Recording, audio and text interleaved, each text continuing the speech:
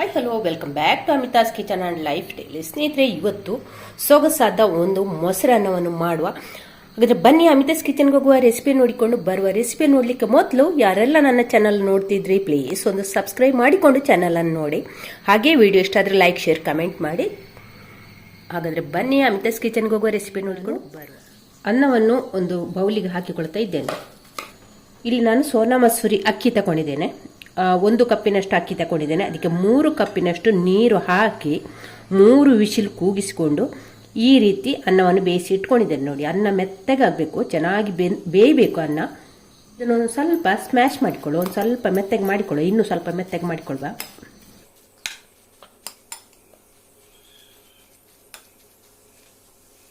ಅನ್ನವನ್ನು ನೋಡಿ ಮೆತ್ತಗೆ ಮಾಡಿಕೊಂಡಿದ್ದೇನೆ. ಇದಕ್ಕೆ ಸೋನಾ ಮಸೂರಿ ಅಕ್ಕಿಗಿಂತಲೂ ನಮ್ಮ ದೋಸೆ ಅಕ್ಕಿ ಉಂಟಲ್ಲ, ಅದು ಒಳ್ಳೆಯದಾಗ್ತದೆ.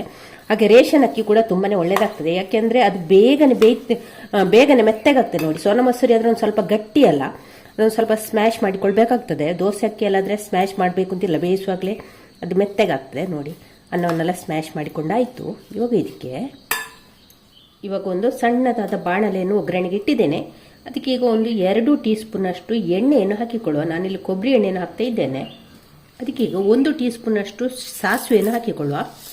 ಸಾಸಿವೆ ಚಟಪಟ ಅಂತ ಹೇಳ್ತಾ ಉಂಟು. ಇವಾಗ ಅದಕ್ಕೆ 1 ಟೀ ಸ್ಪೂನಷ್ಟು ಕಡಲೆಬೇಳೆ, 1 ಟೀ ಸ್ಪೂನಷ್ಟು ಉದ್ದಿನಬೇಳೆ ಹಾಕಿ ಒಮ್ಮೆ ಚೆನ್ನಾಗಿ ಹುರಿಯುವ. ಇವಾಗ ಇಲ್ಲಿ ಕಡಲೆಬೇಳೆ ಉದ್ದಿನಬೇಳೆ ಎಲ್ಲ ಕೆಂಪಾಗ್ತಾ ಬರುವಾಗ ಇಲ್ಲಿ ಕಟ್ ಮಾಡಿ ಇಟ್ಟುಕೊಂಡಂಥ ಗೋಡಂಬಿಯನ್ನು ಇದಕ್ಕೆ ಸೇರಿಸ್ತಾ ಇದ್ದೇನೆ.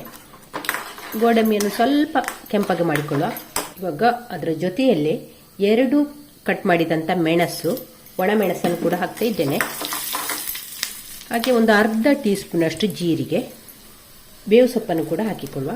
ಕಟ್ ಮಾಡಿ ಇದನ್ನು ಹಾಕಿಕೊಳ್ಳುವ. ಎಲ್ಲ ಕೂಡ ಕೆಂಪಾಗಿದೆ. ಇಲ್ಲೊಂದು ಸ್ವಲ್ಪ ಇಂಗನ್ನು ಕೂಡ ಹಾಕಿಕೊಳ್ಳುವ. ಇಂಗು ಹಾಕಿದರೆ ಫ್ಲೇವರ್ ಕೂಡ ಚೆನ್ನಾಗಿ ಬರ್ತದೆ. ಒಂದು 2 ಕಾಯಿ ಮೆಣಸನ್ನು ಕೂಡ ಹಾಕ್ತಾ ಇದ್ದೇನೆ. ಇವಾಗ ಸ್ಟವ್ ಆಫ್ ಮಾಡಿಕೊಳ್ತಾ ಇದ್ದೇನೆ. ಇಲ್ಲಿ ಈಗ ಈ ಮಾಡಿದಂಥ ಒಗ್ಗರಣೆಯನ್ನು ನಾವು ಸ್ಮ್ಯಾಶ್ ಮಾಡಿ ಇಟ್ಟುಕೊಂಡಂಥ ರೈಸಿಗೆ ಹಾಕಿಕೊಳ್ಳುವ. ಹಾಗೆ ನೋಡಿ, ಇಲ್ಲಿ ಚಿಕ್ಕದಾಗಿ ಕಟ್ ಮಾಡಿ ಇಟ್ಟುಕೊಂಡಂಥ ಶುಂಠಿಯನ್ನು ಕೂಡ ಇದಕ್ಕೆ ಹಾಕ್ತಾ ಇದ್ದೇನೆ. ರೈಸ್ ಮೇಲೆ ಹಾಕ್ತಾ ಇದ್ದೇನೆ.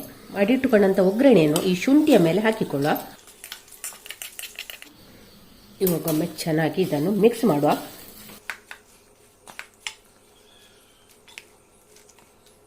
ಇವಾಗ ಇದಕ್ಕೆ ರುಚಿಗಾಗುವಷ್ಟು ಉಪ್ಪನ್ನು ಕೂಡ ಸೇರಿಸ್ತಾ ಇದ್ದೇನೆ.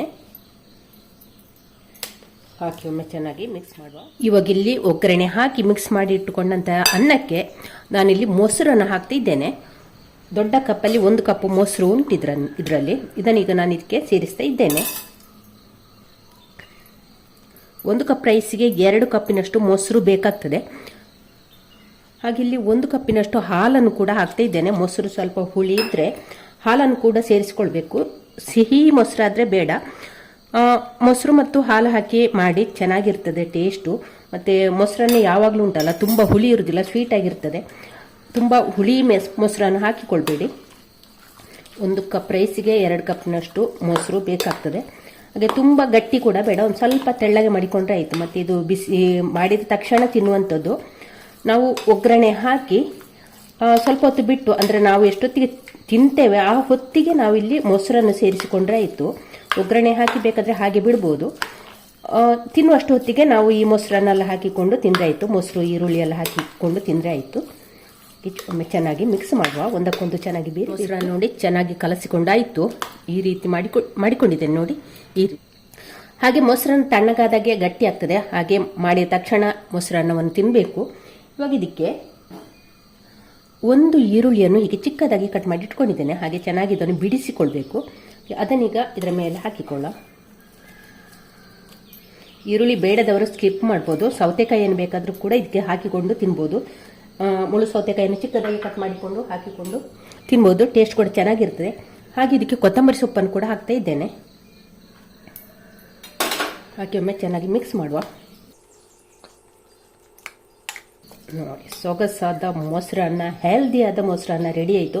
ನೀವು ಹೋಟೆಲಿಗೆಲ್ಲ ಹೋಗಿ ಡಬಲ್ ರೇಟ್ ಕೊಡುವ ಬದಲು ಮನೆಯಲ್ಲಿ ಎಷ್ಟೊಂದು ಹೆಲ್ದಿಯಾಗಿ ಎಷ್ಟು ಸುಲಭವಾಗಿ ಈ ಮೊಸರನ್ನ ಮಾಡಿಕೊಳ್ಬೋದಲ್ಲ. ಕೆಲವರಿಗೆ ಮೊಸರನ್ನ ತುಂಬ ಇಷ್ಟ, ಅಂದರೆ ಹೋಟೆಲ್ಗೆ ಹೋಗಿ ಕೆಲವರು ಅದನ್ನೇ ಚಾಯ್ಸ್ ಮಾಡ್ತಾರೆ, ಮೊಸರನ್ನ ಆಗ್ಬೋದು ಅಂತ. ಹಾಗೆ ನೋಡಿ ಮನೆಯಲ್ಲಿ ಎಷ್ಟು ಚೆನ್ನಾಗಿ ಮಾಡಿಕೊಡ್ಬೋದು. ಮೇಲಿಂದ ಗಾರ್ನಿಷ್ಗೋಸ್ಕರ ಒಂದು ಸ್ವಲ್ಪ ದಾಳಿಂಬೆನ ಹಾಕಿಕೊಳ್ಳುವ. ದಾಳಿಂಬೆ ಹಾಕಿ ತಿಂದರೆ ಕೂಡ ಮೊಸರನ್ನ ಒಳ್ಳೇದಾಗ್ತದೆ. ಸ್ನೇಹಿತರೆ, ಈ ರೆಸಿಪಿ ನಿಮಗೆ ಇಷ್ಟ ಆಯ್ತಾ? ಹಾಗಾದರೆ ಒಂದು ಲೈಕ್, ಶೇರ್, ಕಮೆಂಟ್ ಮಾಡಿ. ಚಾನಲ್ಗೆ ಯಾರಾದರೂ ಹೊಸಬ್ರಿದ್ರೆ ಪ್ಲೀಸ್ ಸಬ್ಸ್ಕ್ರೈಬ್ ಮಾಡಿಕೊಂಡು ಚಾನಲನ್ನು ನೋಡಿ. ನಾಳೆ ಹೊಸ ಬ್ಲಾಗ್ ಅಥವಾ ರೆಸಿಪಿಯೊಂದಿಗೆ ಸಿಗೋಣ. ಅಲ್ಲಿವರೆಗೆ take care, bye bye. Thank you ಸ್ನೇಹಿತರೆ.